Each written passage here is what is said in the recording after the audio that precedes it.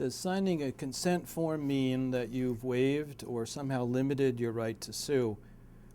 The answer is a legal answer, possibly.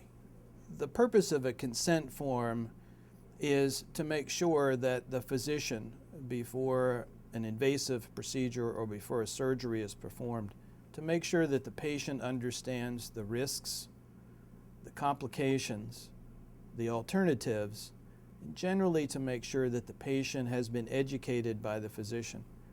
If the physician fulfills his or her obligation and tells the patient the things the patient needs to know to make a decision as to whether or not to undergo surgery, then you can't turn around and sue the doctor because you failed to tell me about something that you told me.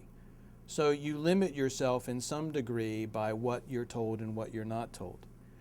On the other hand, a lot of the time patients sign consent forms. Many patients never read those consent forms, but also many doctors don't explain to a patient what the risks are, what the consequences are, what the alternatives are. If a doctor fails to do that, and even if you sign a consent form, that consent form is not valid. So you're not bound by what you're not told and by what you don't know.